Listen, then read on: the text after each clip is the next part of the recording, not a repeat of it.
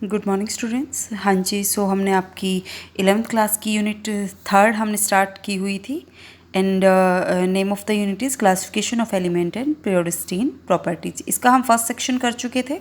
First section में आपने किया था historical development of periodic table.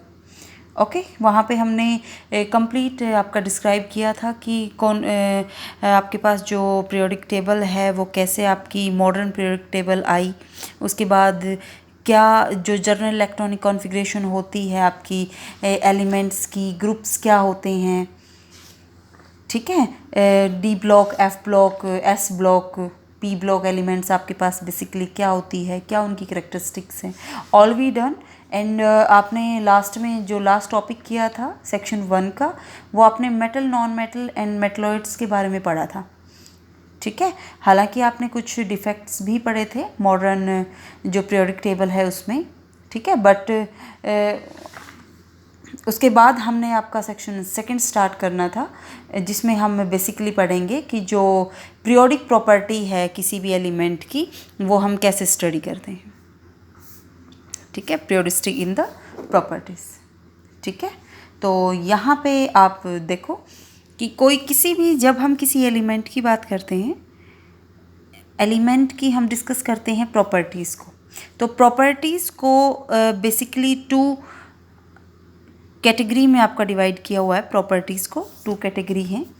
एक तो आपके पास प्रॉपर्टीज़ आप डिस्कस करते हो इंडिविजुअल एटम की, ठीक है। एक तो आप जनरली ये बताते हो कि ये पर्टिकुलर एटम है, ये उसकी इलेक्ट्रॉन नेगेटिविटी है, ये उसकी एटॉमिक आयनिक रेडियाई है, ये इलेक्ट्रॉन गेन एंथैल्पी है, ठीक है। मीन्स आप कंप्लीट ही इंफॉर्मेशन देते हो अबाउट एन एटम, ठीक है। जो डायरेक्टली आपकी रिलेट किससे करती है, इंडिविजुअल जो प्रॉपर्टी होती हैं वो डायरेक्टली रिलेट करती है उसकी इलेक्ट्रॉनिक कॉन्फ़िगरेशन से,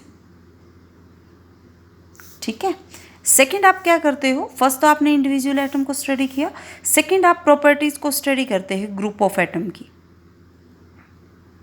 पर्टिकुलर ग्रुप की आपने प्रॉपर्टीज़ को डिस्कस करना है, जिसमें आप क्या क्या पढ़ते हो, आप मेल्टिंग पॉइंट पढ़ते हो, बॉइलिंग पॉइंट पढ़ते हो, एनर्जी का कंसेप्ट पढ़ते हो, वेपराइजेशन क्या होती है, एटोमाइजेशन क्या होती है, डेंसिटी, ठीक है। मीन्स बल्क प्रॉपर्टी आप स्टडी करते हो किसी ग्रुप की, ठीक है, जो आपकी इनडायरेक्टली आपकी रिलेट होती है किसके साथ, इलेक्ट्रॉनिक कॉन्फ़िगरेशन के साथ, ठीक है। तो आपके पास एटॉमिक प्रॉपर्टी जो यहाँ पे आपका दिया हुआ है, एलिमेंट की प्रॉपर्टी मीन्स जो एटॉमिक प्रॉपर्टीज़ हैं वो आपके पास क्या होती हैं, वो प्रॉपर्टी जो डायरेक्टली या इनडायरेक्टली दोनों तरह से आपकी रिलेट करती हैं with the electronic configuration of the element, उसको आप क्या बोल देते हो, एटॉमिक प्रॉपर्टीज़,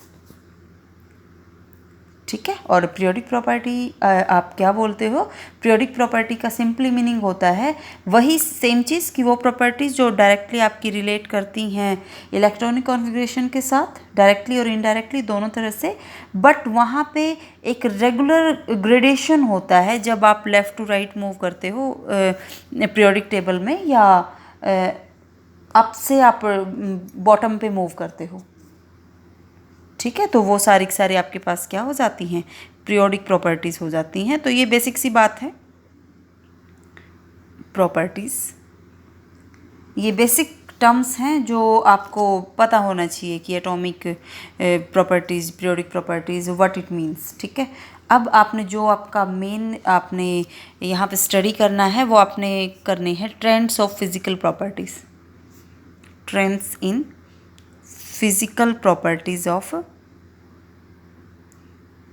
एलिमेंट। ट्रेंड्स का मीनिंग है कि जब आप मूव करते हो पीरियोडिक टेबल में, आपने पीरियोडिक टेबल में आपने ये पढ़ा है कि आपके पास टोटल 18 ग्रुप होते हैं, ठीक है। मीन्स जब आप ग्रुप वाइज अप से डाउन आप मूव करते हो पीरियोडिक टेबल में, तब आपके पास जो फिज़िकल या प्रॉपर्टीज़ हैं उन पे क्या फ़र्क पड़ता है, ठीक है। और जब आप लेफ़्ट टू राइट मूव करते हो तब आपके पास एलिमेंट की जो फिज़िकल प्रॉपर्टी है वो कैसे चेंज होती है, ठीक है।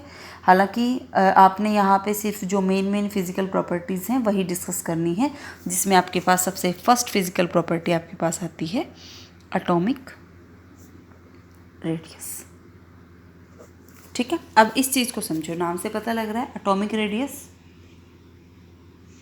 ठीक है, मीन्स इसका मीनिंग क्या हुआ, radius determines the size of atom. ये आपका किसको डिटरमाइन करेगी, साइज ऑफ एटम को। ठीक है, आपके पास क्या होता है कि एटॉमिक रेडियस के साथ आपके पास जो दूसरी फिजिकल प्रॉपर्टी हैं वो रिलेट करती हैं।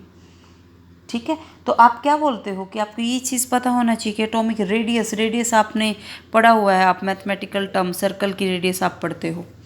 ठीक है, तो सेम कंसेप्ट यहाँ पे एप्लीकेबल आप अप्लाई कर सकते हो। तो आप क्या बोलोगे कि आपके पास सेंटर में न्यूक्लियस प्रेजेंट है एटम में।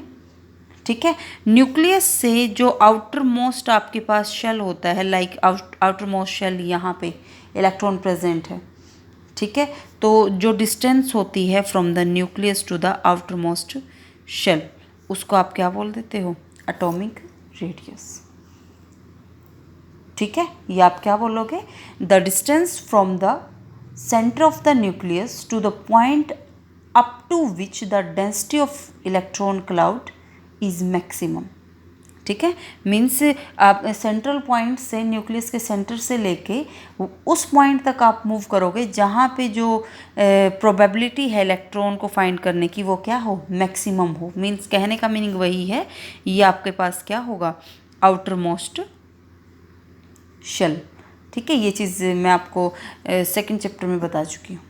ठीक है, अब मेन पॉइंट यहाँ पे आता है। चलो भाई, एटॉमिक रेडियस तो हमने बता दी, अब मेन पॉइंट आता है, क्या आप एटॉमिक रेडियस को एक्चुअल में फाइंड आउट कर सकते हो।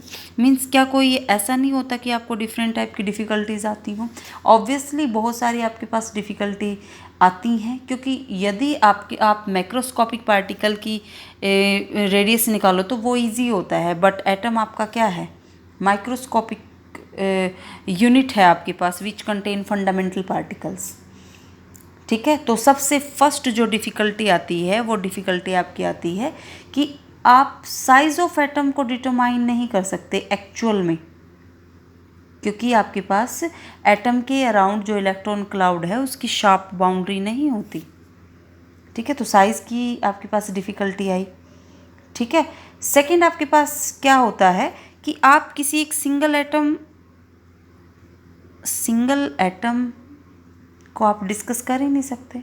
ऐसा पॉसिबल होता ही नहीं है कि आप आइसोलेट कर लो एक सिंगल एटम को एटॉमिक रेडियस निकालने के पर्पज़ से, इट इज़ नॉट पॉसिबल।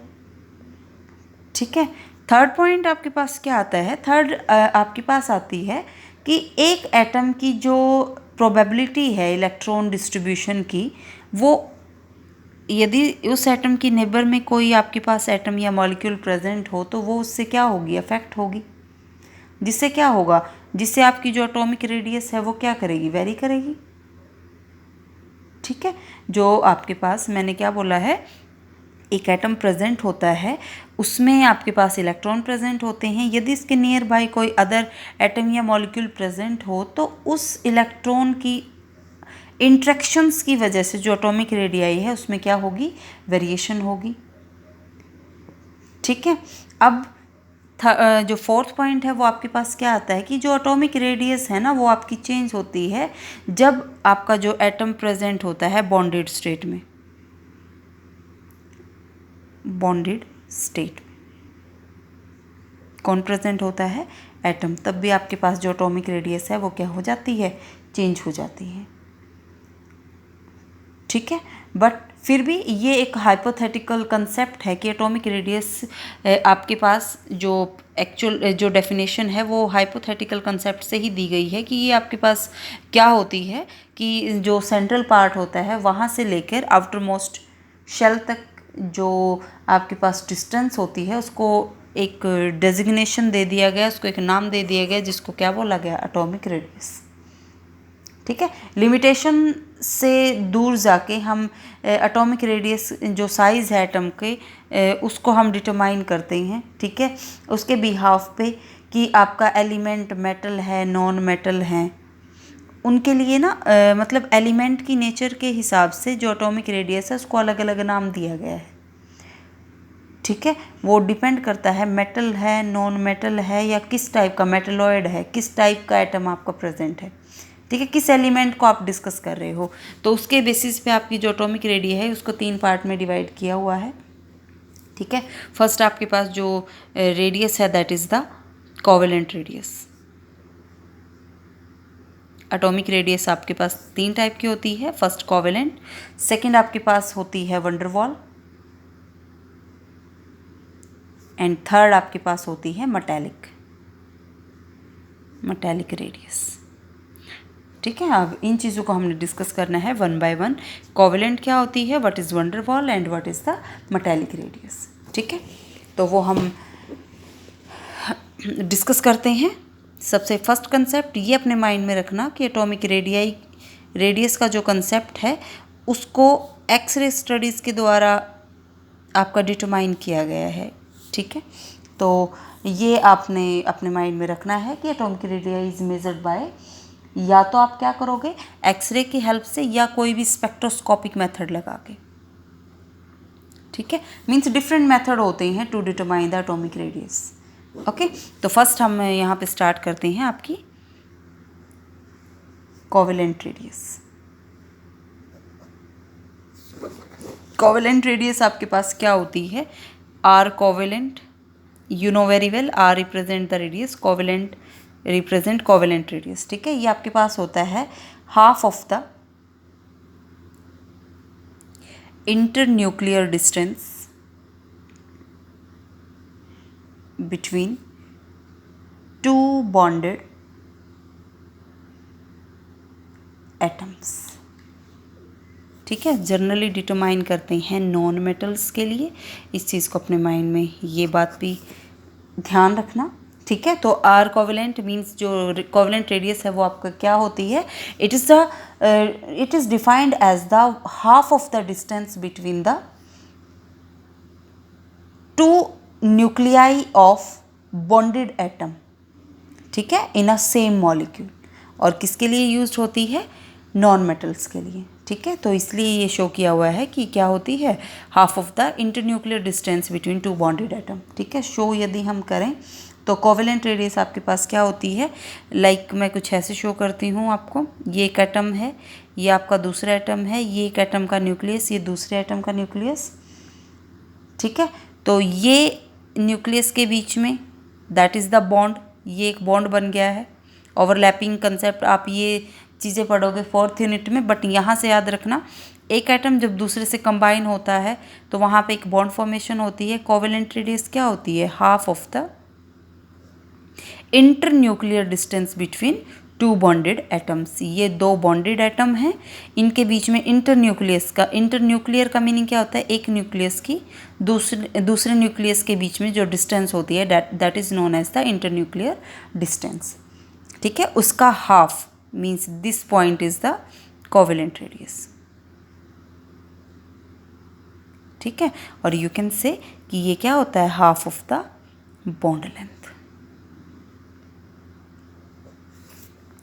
ठीक है, जैसे आप बोलते हो यहाँ पे हम एग्जाम्पल को यदि हम डिस्कस करें तो आपके पास जो हाइड्रोजन एटम है उनकी इंटरन्यूक्लियर डिस्टेंस आपके पास होती है दो हाइड्रोजन एटम के बीच में 74 पिकोमीटर।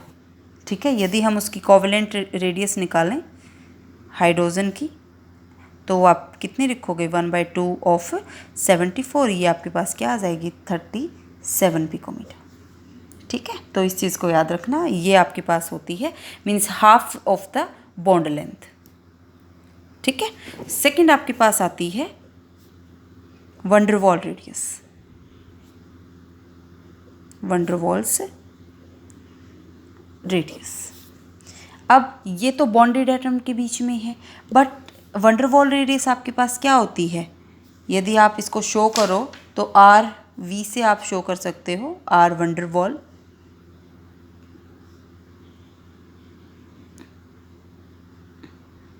वंडरवॉल आप ऐसे शो कर सकते हो। ठीक है, वो क्या होगी, हाफ ऑफ द किसका, distance between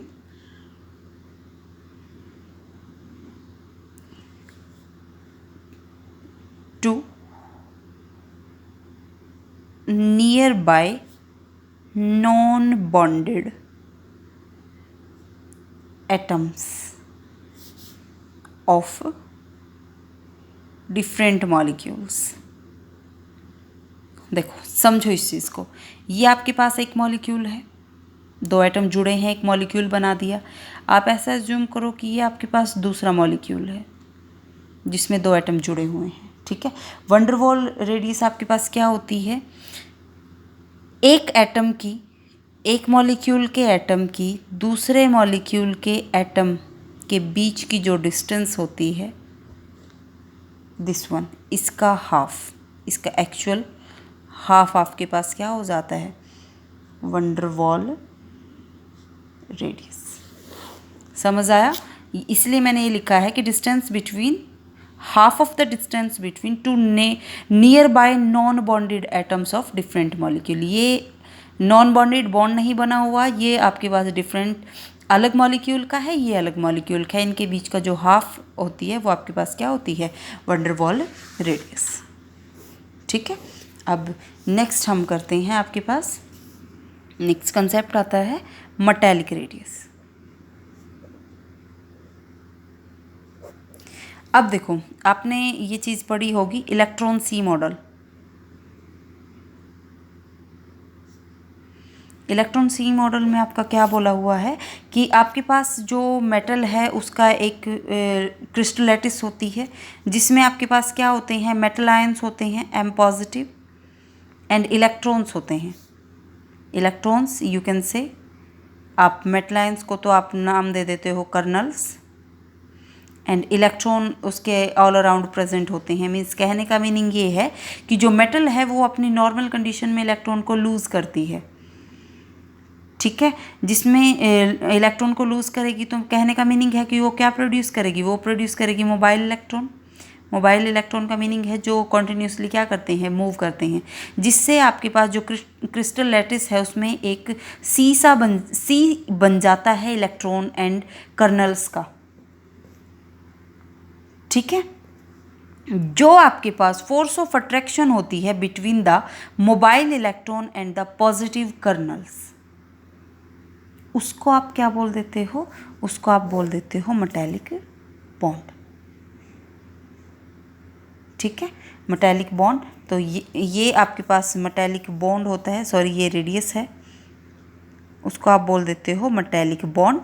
and metallic radius क्या हो जाएगी, मेटालिक रेडियस हो जाएगी आपकी, यदि हम यहाँ पे लिखें मेटालिक, तो वो आपके पास हो जाएगी half of the internuclear distance between two adjacent metal atom,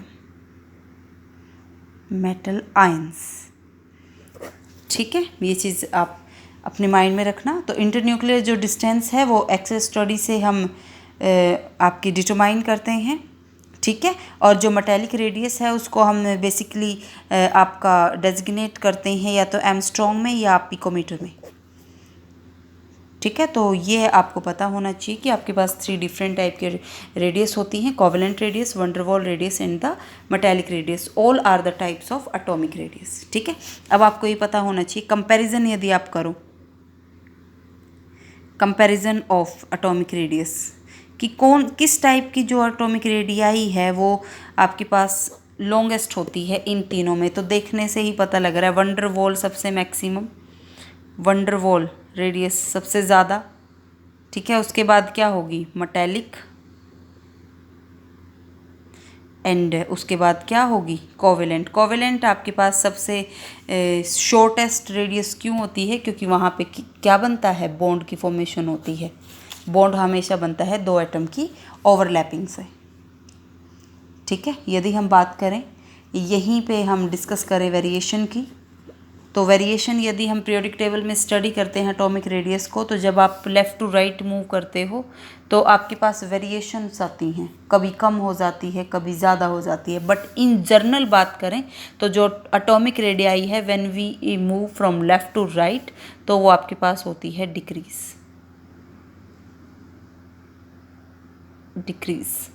ठीक है। एंड जब आप डिक्रीज़ क्यों हुई, क्योंकि आपके पास जो साइज़ है वो क्या हो जाता है, डिक्रीज़ हो जाता है, ठीक है, क्योंकि न्यूक्लियर चार्ज आपका इंक्रीज होता है। यदि आप डाउन द ग्रुप मूव करोगे तो कॉन्टिन्यूसली साइज इंक्रीज होता है। ग्रुप में साइज के इंक्रीज होने से एटॉमिक रेडियाई ऑलवेज क्या होती है, इंक्रीज होती है। मींस ग्रुप में कोई वेरिएशन नहीं आती कि कम ज़्यादा हुई, बट पीरियड में आपकी क्या आती है, वेरिएशंस आती हैं, कभी कम हो जाती है, कभी ज़्यादा हो जाती है। ठीक है, वो आपका डिपेंड करता है आप किस ग्रुप की तरफ मूव कर रहे हो। ओके, सो ये आपका एटॉमिक रेडियाई का कंसेप्ट था।